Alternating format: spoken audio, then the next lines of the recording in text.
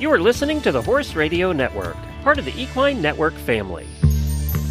You're listening to the Stable Management Podcast, where we discuss the barn management topics that you're passionate about. Hi, everyone. Welcome to the Stable Management Podcast. Our goal is to bring you a real-world look into the parts of horse farm management that you love or hate most, such as stall bedding, farm equipment, and pasture maintenance. During each bi-monthly episode, we'll be joined by an expert guest who shares their experiences with and perspectives on an important stable management topic. Do you enjoy the Stable Management Podcast? Want to learn even more about horse healthcare? Get your management and industry questions answered at Ask the Horse Live, a free audio event available exclusively from thehorse.com. Each Ask the Horse Live episode focuses on a specific equine healthcare topic chosen by our editors.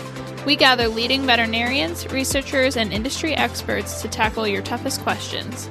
You can also hear on-demand episodes of Ask the Horse on thehorse.com or wherever you get your podcasts. I'm your host, Hailey Pfeffer, and my guest today is Logan Pluhar, Assistant Trainer and Director of Operations with Bud Lyon Performance Horses. Thank you so much for joining me today. Yeah, absolutely. It's an honor to be here. So our topic today is one I'm excited about because it's one that I probably know the least about, which is managing Western performance horses. So could you just start out by describing your current role and the types of horses that you have in the barn? So my current role, as you said, is assistant trainer, but also director of ops, in that I feel like I kind of have a hand in the majority of the areas of our business. When I started full-time with Bud 4 years ago, he just needed somebody to fill a role to help as his assistant. We had a smaller barn, and as it has developed, it's gone from I just need somebody who can help ride the horses to my barn's gotten so big that, I need somebody that can help organize this place, to he moved to a new place and, we need somebody to go spray the weeds in the pasture. Can you figure out who can do that for us? All sorts of details. And I like to think that my bread and butter is our show operations and getting ourselves ready for the shows and running our organized chaos at shows when we have, something like maybe 30 head at some of our larger shows and a whole host of clients. So there's a lot of hats that I wear. It's no 2 days are the same. For sure. As for the disciplines, we specialize in the reining and predominantly the ranch events, which is ranch riding, ranch trail, ranch rail. They're the newest events for the American Quarter Horse Association, and they have been growing at a tremendous rate the last several years. And Bud, who was originally purely a reining horse trainer, he kind of got caught into the ranch thing, and it has exponentially grown his barn. And I would say that a good 75% of our clientele are the ranch riders. And that ranch riding event, it's I feel like it's a good catch-all. Like it's unique in that ex all-arounders, ex-reiners, ex-cow horse people, ex-hunter jumpers, can go and have fun and just really enjoy themselves in our events. So. Awesome. So could you maybe expand on how you've grown in your position in the years that you've been with Bud? Yeah. So like I said, I started out, he just needed somebody who could come in and help him at his busier shows, help behind the scenes, as well as help warm up his horses, get his horses prepared between shows. And as that has gone on, I've become more of a trainer in terms of I give more lessons, but at the same time for our operation, he's had to hire more staff. So there's been managing our staff and delegating tasks to them, keeping up with, what are the needs of the ranch at whatever time of year it is.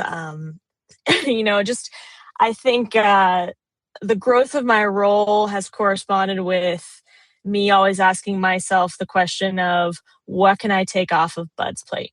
What can I take off of Bud's plate, and what can be improved around here to make our lives easier and to make our barn and our clients more successful. And it's just kind of grown and expanded. Really, a lot of it has just been a lot of organization and putting in some routines and just, I guess, I don't know how to describe it, but just ways to kind of get everything in order, so that we don't feel like we're, crushed underneath the weight of a really large barn of horses and clients. And yeah, that's kind of sums it up for me. I think everybody's probably looking for ways to improve efficiency and not feel Yeah. like they're being crushed by their workload. Yes, for sure, for sure. So this might sound like a trick question to a lot of people who manage barns, because I don't think there's such thing as a typical day. But if you Mhm. had a typical day, could you describe what that might look like managing and working in the barn? Well, you're right. No 2 days are the same. I don't spend all year round at the barn. I go to the majority of the shows that we go to. But in terms of a normal day in between those shows, like we're about to hit a good solid month here before we begin another run of shows, I would say, let's see, depending on the time of year, like as we go to the summer, we start earlier and earlier. But right now we're starting at about 7 a.m. I'll get to the barn and I'll go through the whiteboard, our big master list of horses, and start assigning horses to who's going to ride who that day. I'll start communicating with, I'll get Bud telling me who he's going to ride that day, checking in to make sure our people that we're planning to come for lessons are, what time they've narrowed down to when they're going to come out. And while I'm doing that, we've got two wonderful girls who are also assistants of Bud, Lily and Peyton. They'll just start working around the barn while their horses are getting saddled, doing the meds, taking care of the special supplements that we don't have our regular guys feed when they do feeding. It's just so that we have a little bit more control and monitoring of those supplements, dragging the arena, such like that. We start our day like that, and then we just get it rolling on riding. We try to process through our horses and our horse lists individually as efficiently as we can, while also getting the most out of our rides. And then sprinkled throughout the day is usually lessons, and like breeding season is happening right now. Like we will haul some of our studs that we use as our show horses are also, needing to be collected. So we'll haul them 30 minutes down the road to our repro center that we use with our repro vet and bring them back. And we have recent mares we're picking up. And, usually we finish our day. Gosh, it always varies. Yesterday didn't really get finished until about 8 p.m. But today we finished about 6 p.m. Wrapping up. We had several lessons today. We all had a pretty light load. Like I think I only rode about 9 horses today.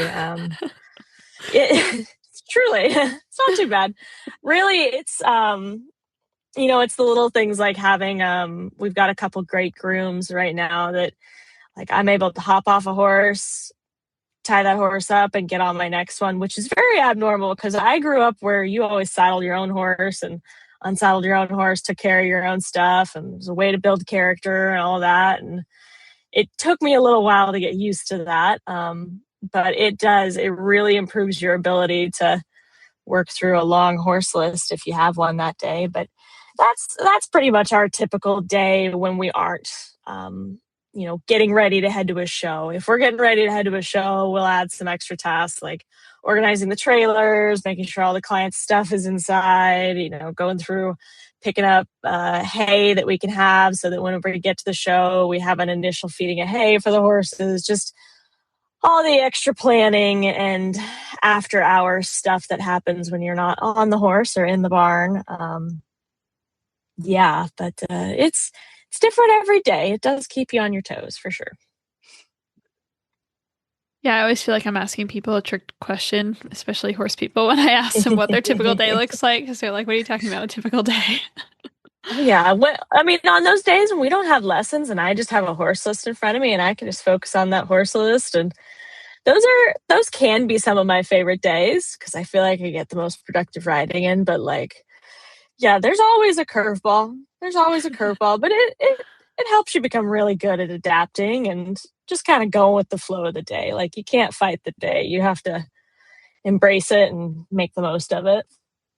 Definitely. So let's switch over to talking about the horses a little bit more. So can you tell me how you balance the needs of these high level performance horses with their biological needs as horses? I know this is something that we struggle with pretty much in any discipline. hmm Well, our prototypical week is probably like many others. We try to aim for 5 days of riding with our horses in training.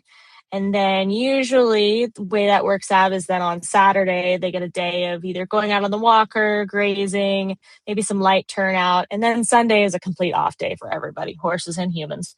Um, and to work around that, while we're trying to maximize that horse's potential, we're trying to keep in mind the client and their goals as well. So as we're preparing for a show, it's just kind of keeping an eye on that horse. Do they seem like they're, peaking at the right times? Do they need a little extra work? But we do try to keep a good balance in that, we're not going to ride 7 days a week, obviously. And the show horses that are a little older, um, they may only get ridden 4 times a week, and a couple of those will be more like light exercise rides. And if they need a little bit of extra tune up before their owner comes for a lesson the next day, we'll give them that. But once they learn their job, it's about keeping them fit, keeping them healthy, and keeping them engaged. And then just figuring out when to start ramping them up in intensity so that they're able to handle the pressures and rigors of a show.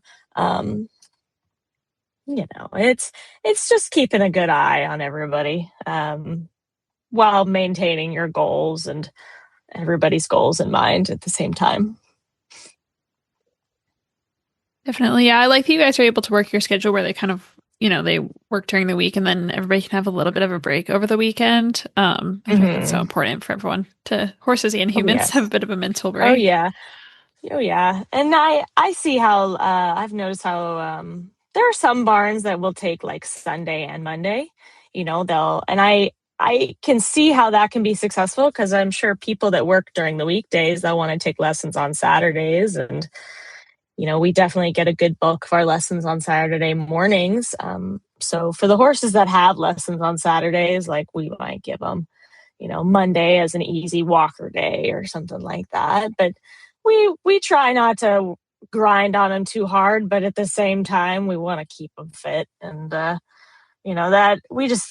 it all boils down to, having those open pathways of communication with the clients, and planning with them about the next chunk of shows and figuring out when those breaks in the show schedule are happening. And, just trying to keep everybody happy, horses included. That's a bit challenging, I'm sure. Well, it can be. So, speaking of the horses, soundness and happiness, can you talk a little bit about the role that preventive care plays in keeping these horses sound and happy and performing well, especially when it comes to like joint maintenance and hoof care, your feeding program? I mean, I think these are things that we're all constantly trying to improve for our horses. Yeah.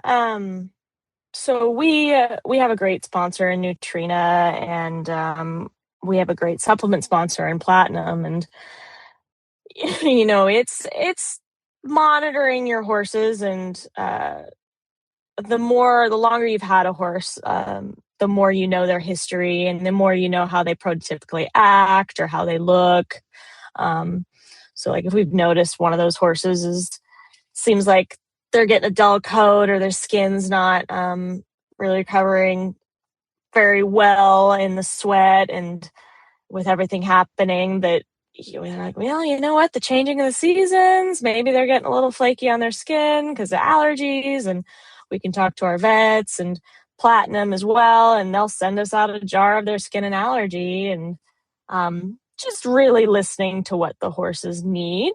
And we have a really good vet up at Oklahoma Equine Hospital, Dr. Jessie Arnold, and she's our main go-to for flexing our horses every few months.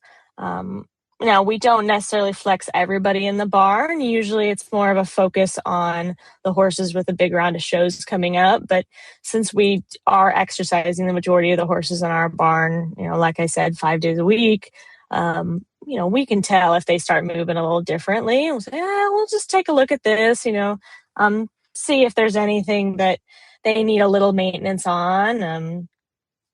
It totally varies by horse in terms of supplements and such. But as long as we just have a good open communication with our vets, our farm vet, our owners, and then we're just trying our best to pay attention to our horses and listen to what they're telling us when it comes to keeping them happy and healthy.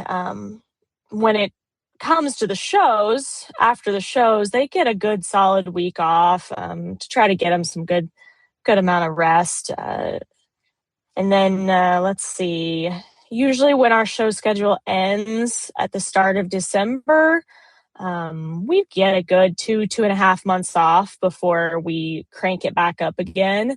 And that's our big off-season time. So our horses that have really been grinding throughout the year, that might have had a really full fall, they'll get as much as 3 to 4 weeks of just really chill exercise rides or just walkering, turning out, grazing. We try to get them that big chunk of time at least once a year. Just trying to keep them all happy. Definitely, yeah. And speaking of shows, what do you guys do when you're actually on the road to make sure that your horses have everything they need, and also your clients too, because it's a lot to manage? Yeah, when we're at shows, especially when it comes to shows that have both the ranch events and the reining events, we have some horses that do both, and we have some horses that do both while also doing both open and non-pro events. So they get a pretty tough schedule. We like to lean on the saltwater spa is always one of our good go-tos. Occasionally we'll use something like the MagnaWave or the shockwave therapy on some of our horses that might get a little sore over their top line. I mean, especially if we're to show, say, like the Congress, the All-American Quarter Horse Congress, there's a lot of concrete involved at that show, and it's easy to get foot sore and back sore, and we try to pay attention to them and what they need. One of our clients, actually, they hooked us up with the Sport Innovations therapy blanket. It's a big red blanket.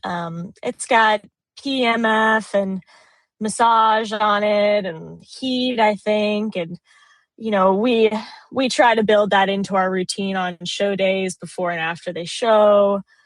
Just trying to pay attention to our horses, make them as comfortable as possible because they are in a foreign environment.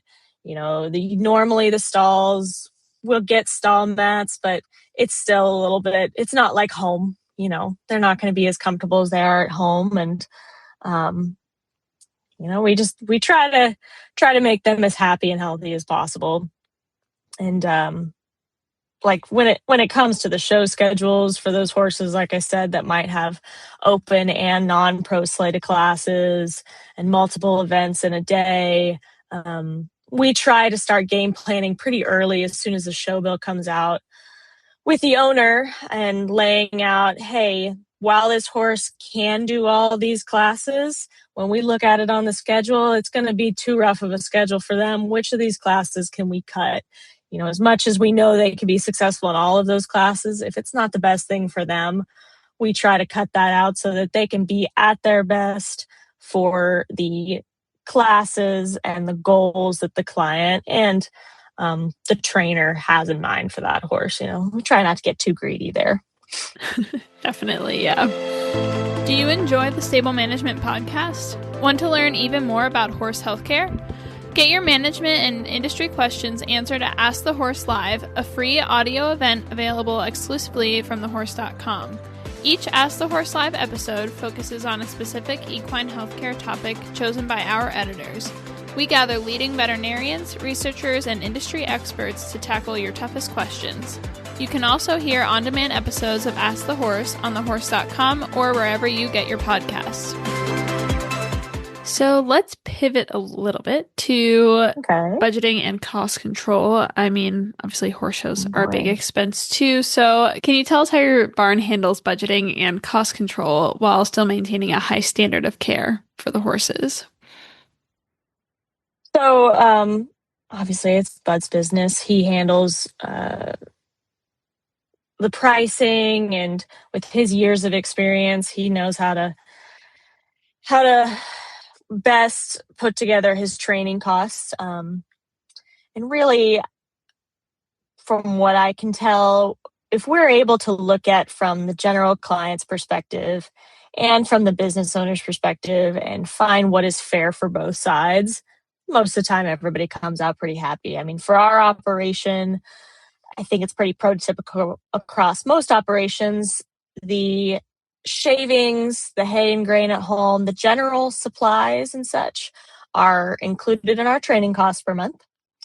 And we keep track of maybe special expenditures. If a horse has to have a special kind of supplement or a special kind of med, we keep track of that monthly, and we bill that on top of the normal fee. And nothing too special and unique from anyone else, I don't think. I think it just comes down to being well informed and us doing our research and those basic expenditures like our bulk shavings and our hay suppliers, something as little as, say, our truck and our trailer maintenance shops.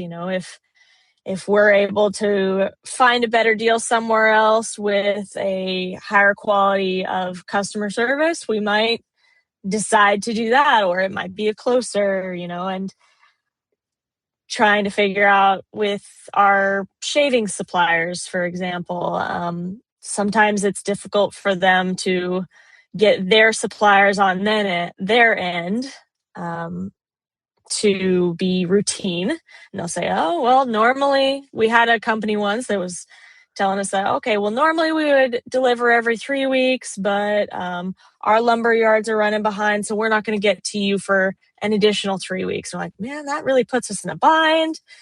So we try to keep tabs on multiple companies and multiple outlets and their pricing. So we're always trying to find the best deal for our clients without, always picking the cheapest option, because normally the cheapest option has some sort of drawback to it. And it's just a lot of planning ahead and just keeping your finger on the pulse of the environment around us. Definitely. Yeah. I think a lot of people, and myself included, might get stuck, oh, I always use this person, or I always buy this product. But it's nice to keep an eye on what's going on, what's everyone else charging, what's coming out that's new, that sort of thing. Oh yeah. And it's kind of ties back into, I'll segue a little bit, but like the saying of that's how we've always done it. I despise that saying.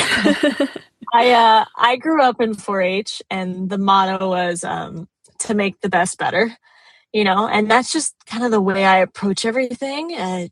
Like, how can this be better? Like, yes, this is working out well for us, but is there something that would make our lives even easier? And what can we do to help our cause? And how can we do this to make things easier for our clients? And, just because something is the way it's always been done doesn't always mean that it can't be improved or modified to better fit our priorities and our goals for the business and the clients.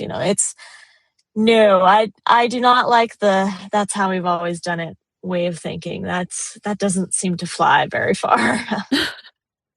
Yeah, that's such a good point. And I think too, for your clients' needs are changing, your horse's needs are changing. You should be keeping an eye out for, okay, what might meet these changing needs. It's going to make your business hmm ultimately more successful. hmm Yeah, absolutely. You've given me a good Mhm. segue into my next question, which is what are some of the common management mistakes that you see barn managers, but definitely Western performance horse owners and managers make?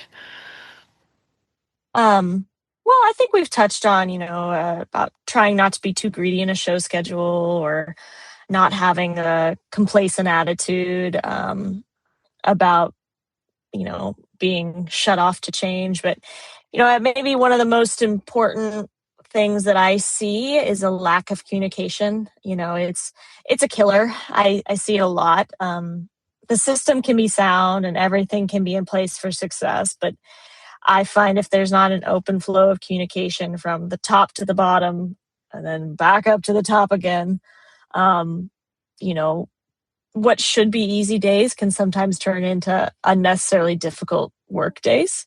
I think there's a reason, dictatorships don't last, because the lowest salaried employee on the payroll, all the way up to the person in charge for writing the checks, everyone is key to the business's success, and being able to have honest feedback and exchange of ideas, like that's such a cornerstone for a healthy business culture. And whether it's between suits in a corporate office or in a barn, with all of our jeans and you know tousled hair, like it's super important.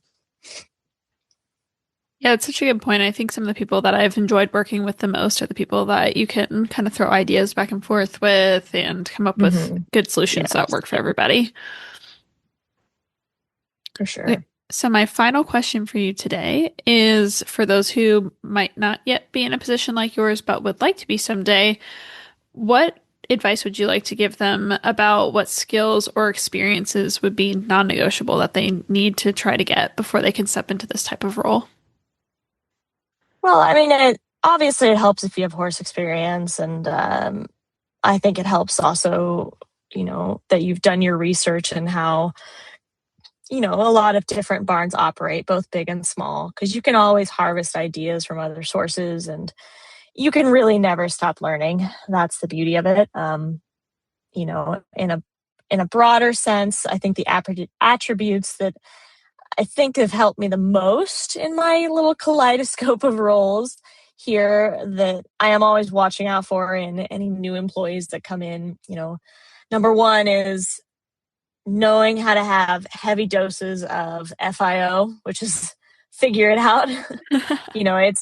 It's so easy to get caught up in how difficult something is, um and you're not thinking about how you're going to get it done. It's focus on the solution and not on the problem.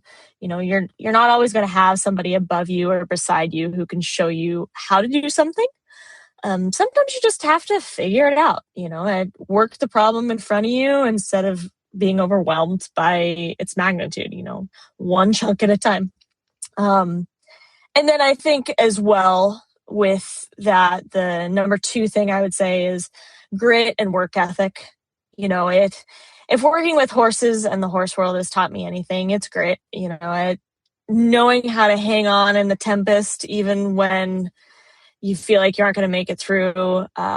It's noticeable when someone has grit, and other employers will pick up on that. And if you can stick your nose to the grindstone and keep working and keep grinding, it'll get you pretty far. I guess it's a callback to one of my favorite poems is Rudyard Kipling's If you can keep your head when all about you are losing theirs, like that's if you can keep going when it seems really tough, you'll come out the other side and you'll look back and say, man, that was such an incredible experience for me. It was so hard at the time, but there's so much I learned from it, and other people take notice. Other people will take notice of that for sure. That's amazing advice. I love that. And I would like to put a big dose of FIO on a sign, I think. That's amazing. Yeah. It's a staple for us. Definitely. Yeah. I mean, sometimes I think in the horse world, no matter what your role is, you're going to be in a situation where you don't know what to do. And maybe there's somebody there to help you right then. And you just have to figure it out and you learn the most there. Yeah, for sure. Using good logic and common sense. You can make a lot of right decisions that way. And if you make a wrong decision, okay, well, you learn from it. What's the worst that can happen? Like you'll learn from all those wrong decisions just as much from the right ones. And that'll help shape your way to go about it the next time. Absolutely. Yeah. Well, that's all the time we have for today, but it's been great talking with you. Thank you so much for sharing your advice. Absolutely. I hope somebody can take something from it, enjoyed getting to talk to you, Hailey, and it's been fun. It's been fun. I've enjoyed it. Thank you all for listening today. Please remember to like this podcast, subscribe, leave a review, and recommend the Stable Management Podcast to a friend.